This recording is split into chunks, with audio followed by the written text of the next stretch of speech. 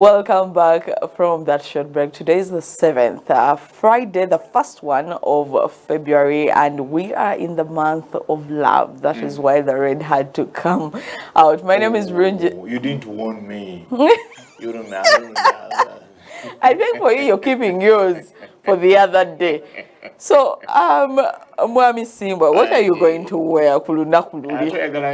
Yes. No, give us a hint. A hint of what? Last time, according to the ad, producer, waliwo omuntu mu white yao.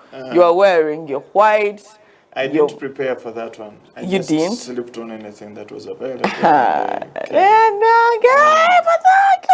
So if that is you just sleeping on, what does it mean when you When I take prepare, the time to prepare for the event? Whatever. Waliwo abo. That was sleeping on. You put on something and you go, you appear. And now that's the advert. I have the whole function. You get it. And it was beautiful. I don't know what to say. All right. Let's first go back. This is behind there. Producer Dave, when you get behind there, yes, those the are the black colors and for red, black right? and red. Yes. It is that's Pastor Joshua. Okay.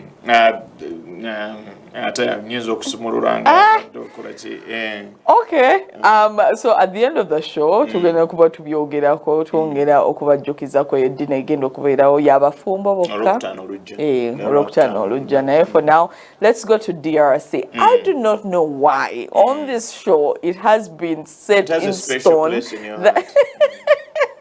that I'm all for DRC, but honestly, my heart goes out to them. And of course, we are still praying for Goma. We hope that everything will be sorted. We pray against bloodshed of any kind anywhere in the world. But for now, we pray for Goma. Now, going on to the DRC, the military court has issued an arrest warrant for Cornel Nanga. Now, the military justice system of DRC has issued the arrest warrant for Cornel, accusing him of failing to prevent acts of torture under his authority. And this was signed by the magistrate Mbuta Muntu, and the warrant orders his immediate arrest and transfer to the DRC. Nanga, the former head of the Independent National Electoral Commission, now leads the alliance Duflo Congo. I hope I've said it right, and is linked to the M23 rebel group, which recently took control of Goma. Now, authorities accuse him of human rights abuses, including the torture of a school director amid ongoing clashes between the Congolese army and the M23. This move highlights the DRC's efforts to hold key figures accountable in its long-running conflict. No response has been issued by Nanga or his representatives. When we look at, I think for me the closest I have seen is Rwanda still issuing out arrests for anyone who is suspected to have been part of the 1994 genocide. That is the country that I have watched closely. 1994 is about 31 years ago. Yes, about 31 years ago. And so when you see that they are going for those people, there means for me that at whichever time there's a time for you to answer for either your good doings or yes, of the electoral commission. He is the one amongst those ones leading the rebels against allegedly. Why do you want that one? Because until the court can be, because he's only suspected to be part of it. There's no smoke without what? That is what you always say. But then also on the other hand, Alex, when you why him? Why not any other person? I don't have anything against him, actually. Don't say it. This is a slippery floor, my friend. You do not want to hit your head. And the floor will run to Tunisia, where there has been also arrests of prominent opposition leaders. Amongst them, an 83-year-old called Rashid Ghannouchi. Rashid Ghannouchi is the most prominent amongst those arrested. He's 83 years and the most prominent opposition leader who has been behind bars for nearly 2 years. Ghannouchi, a co-founder of the Islamic movement called Enanda, And Tunisia's former assembly speaker was sentenced to an additional 22 years in prison for undermining state security. He boycotted the proceedings against him. Enanda, the party, condemned the trial as politically motivated and said that prosecutions were aimed at revenge and violating basic human rights, freedoms, and undermining the rule of law, blatantly politicizing the judiciary.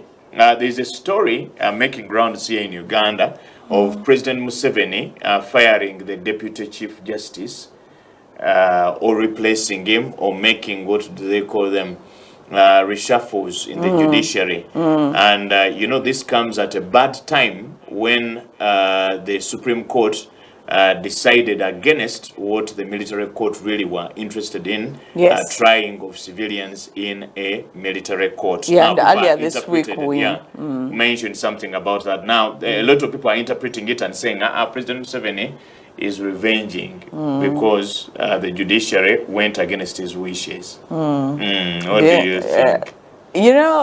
As time goes, especially with what we are seeing with America right now, the thing about our leaders going against it like it's my turn. If you scratch my back, I'll scratch yours. And if you do not, I'll show you who is king, has been running around. But with the president of Uganda, doesn't he always get his way? His what? His way. Allegedly. A lot of alleged. Is allegedly security for you? Or yes. Because then they cannot say, oh, you went on made a definite statement on air what and you say can this do thing. is attribute your statements, and it's a safe way to do things. You attribute it to the person that said it and say sources say. Yeah, but then they'll ask me for the source, but also not the other thing. No, you're supposed to protect your sources as a journalist. Yes, you are. But also on the other end, there are things that as a journalist you observe. You can put 2 and 2 and be like, so in that but you're not gray, supposed to opinionate. Yes. So in that gray line, it's better. Allegedly. Allegedly. Okay, now the charges in Tunisia stem from a 2019 case against the media company that provided services for Enanda during the that year's election. Now, that is another thing. Apart from politicians, also media houses have been closed and even some of their directors arrested. And apparently, when you report in favor of the opposition in Tunisia, it's a crime and you can be arrested for it. Okay, so whatever it is, you have to be for, you have to be pro-government, for the government. Which is very, very unfortunate. There's what they call muzzling. Muzzling is like the press has a mouth, but you put a muzzle on the mouth so that they won't say anything until you allow them to say it. Very unfortunate, the story in Tunisia. Tunisia, I mentioned a scenario last time. You remember the Arab Spring around 2011 that caused change in almost all the Arab countries in North Africa, also in the Middle East. A few of the Arab countries there. The survivors are also falling now. In Syria, what's his name? Al-Sayed? No, Al-Sayed is in Tunisia, but I forget his name. Bashar al-Assad in Syria was one of the only survivors of that Arab Spring. But we saw change in Tunisia. We saw change in Algeria. We saw change in Egypt. Hosni Mubarak had been on for many years. He was toppled. You're talking about the gentleman Libya. who set himself on fire? Yeah, the gentleman that set himself. That was a Tunisian experience. But you see what happened after the ousting of Ben what? I've forgotten also, but his other name was Ben. He fled to, was it Yemen? One of those other countries and so on. I think he died there. And they refused to bring him back to Tunisia to bury him. But this guy, Al-Sayed, Kais Sayed comes in as leader. And he became a dictator. He fired everybody in the judiciary. He fired everybody in parliament. And he became a dictator. You get it? Nobody has been able to normalize the situation there. Since then? Since then. He can allow sometimes for parliament to be there then on occasions he says, no, Parliament should not be there any longer. You get it? So instead of having the three arms of government working, absolute power as it is. Yeah. Interesting. Now, Trump, your friend, is back at it. You love this guy, and even Do I? you do. Are you sure? You do, but Who else do I love? I want to hear what people think about me. In yeah, Uganda, who do I love? no. I'm talking about here on the show. Even when you are talking about Trump and what he's doing, you always have this smile on your face. Sure? I think you find him amusing. Really? Yes. I didn't know that. You're telling me something new. Trust me, if the producer could compile every time you talk about Trump. So tell us, what is he doing now? Because he's still now, at President Donald Trump signing. has signed an executive order sanctioning the International Criminal Court. Now, already the U.S. was not a signatory to the existence of the International Criminal Court, but his problem is that the ICC opened or sanctioned or issued arrest warrants for the Hamas commander as well as the Israeli Prime Minister. So in his opinion, it was equating the two. He said you cannot, he said it is illegitimate and baseless actions targeting America and also its close ally, Israel. Now, the measure places financial and visa restrictions on individuals and their families who assist in ICC investigations of American citizens or allies. And Trump signed the measure as Israeli Prime Minister Benjamin Netanyahu was visiting Washington. Now, last November, the ICC issued an arrest warrant for Netanyahu over alleged war crimes in Gaza, which Israel denies. Now, the ICC also issued a warrant for the Hamas commander. The White House memo circulated yesterday accused the Hague-based ICC of creating a shameful moral equivalency between Hamas and Israel, according to that particular document. Now, it is not the ICC alone. Now, you see that guy. That was the Sudanese guy, Omar el-Bashir. He was also toppled. But before toppling him, they had issued an arrest warrant for him to appear in the ICC. Now, a lot of African countries were saying, was the ICC made for Africa or for all of the world? Because apparently the success stories they've had all target Africans. Yeah, you We get have it? not seen them call to Yeah, order. because there is a war in Ukraine That has never stopped. that has never stopped. There is a war this time they issued only that because there's a difference between issuing an arrest warrant and being able to execute it. Yes, to You get see it, it through. to see it through. And they haven't been able to achieve in that purpose of seeing through what they've done. And also this whole thing when Trump tries, when you side with one part of whoever is causing chaos, when you side with Israel, yet the Hamas as well are losing lives, then I feel like that's where the ICC was trying to balance it out, that you know what, both have fired, both, it does not even matter where it came from, let's call both to order. Okay. Now, the trouble internationally is usually with that lack of ability to execute, especially in certain cases. Where this is what happened with Omar el-Bashir. Omar el-Bashir I think he traveled. I think the two countries were Uganda and South Africa. And they were saying if he goes to South Africa, the onus is on South Africa to make sure they arrest him. You remember Vladimir Putin was also supposed to travel to South Africa for the BRICS summit there. And South Africa was saying, we will not arrest him. The opposition in South Africa said it is your responsibility to arrest him and hand him over to the ICC. Now, of course, what's his name again? Putin decided against traveling to South Africa. He said, I will not travel. I'll stay home and watch proceedings on TV or participate virtually and so on. Bashir, on the other hand, entered South Africa, attended whatever he was supposed to attend, and exited without anybody touching him.